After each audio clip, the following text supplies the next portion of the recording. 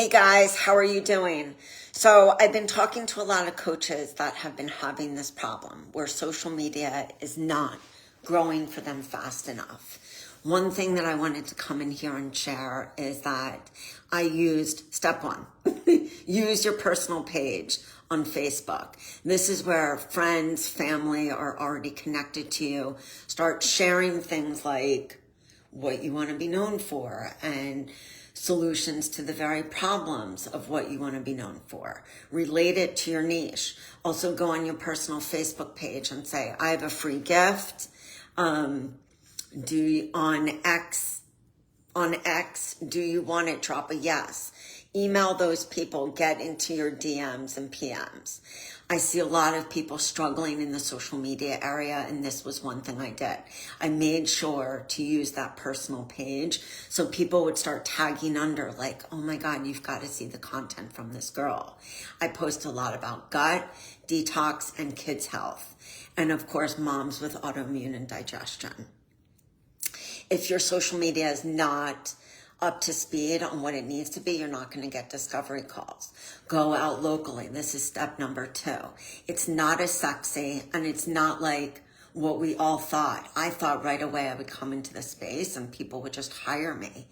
But you have to go out locally. If you have a chamber of commerce, join it. Local networking events, it may be scary, especially if you're an introvert like me. But I had to get over that fear.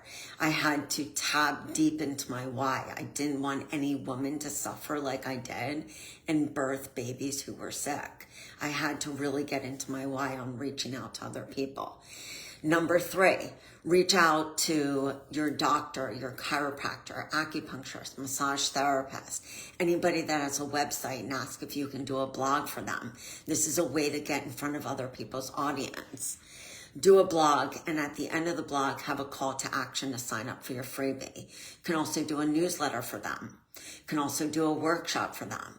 The idea is getting in front of other people's audiences. Number 3, get on people's podcasts. This is a way. Now, what do? You reach out to people, look for podcasts that are not direct competition, but look for podcasts that can be added value. So if you're a gut coach, look for maybe a hormone specialist that has a podcast. Reach out to them and say, these are the 3 topics that I can talk about. This is how it would benefit your audience. I get people all the time reaching out to me for my podcast. It's a great way to get in front of people. Lastly, if social media is not being your best friend, take a look at it and analyze what you're posting. I know for me, social media has changed a lot, and still to this day, when people find me, they say they were Googling, which means that I know my ideal client is on YouTube. So make sure that you're investing in the platform that's really working to build your to build your presence and your authority. Lastly, it takes time. I'm going to say this, it's not going to be what you want to hear, but I am always here to share the truth. It takes time to build a business, but there are coaches that I have interviewed, there are coaches that I have seen who come out and have success right away, and those are the ones that are really clear in their messaging and their niche. If you're not clear on who you serve, it's going to be really hard to attract them. I have all of my clients do market research, asking people their exact pain points, using their verbiage. Make sure that you're speaking directly to your ideal client. Their biggest problems, what their transformation, know your ideal client avatars. I just did a podcast that's coming out this week on ideal client avatars, knowing what motivates them, what are the pain that they're having. Because when you really get into that pain with people, that's when you start to hit on their heart. And people buy because you've affected their heart, and you've affected something in them, or you've told a story. And that's why I always say, when you're understanding your ideal client avatar, you have to also share those stories, those micro stories in your life that have happened, your trials and tribulations, your behind the scenes. Share what has worked for you. Share also the non-highlight reels. I think those are when I've gotten some of my biggest clients. I remember sharing about, I had an eating disorder for many, many years of my life. I was bulimic, I was anorexic, but I was more bulimic, and it really took away from having a peaceful life. But I shared a lot about having really bad food relationship. And I shared one time about overeating potato chips in this bag because the potato chips were Cape Cod potato chips. And they were potato chips that I always ate with my dad.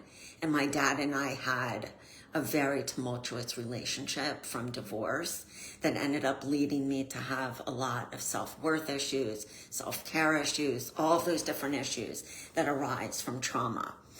I shared that post, I shared it in a newsletter, and I shared it on Facebook. I got 4 clients because they were like, oh my God, I can identify with you so much. I wasn't active in my eating disorder, but I was still doing that binge eating to fill the emotional void. And I shared about that from a really authentic and real place. People were like, oh my God. It's another thing that I saw the other day about this person who I follow who has like 300,000 followers. He is an 8-figure earner. He shared about going back into his addictive state and how he had to put himself in rehab.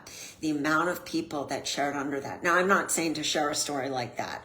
Once you share a story like that, it's out there. But he shared it for a reason and a purpose.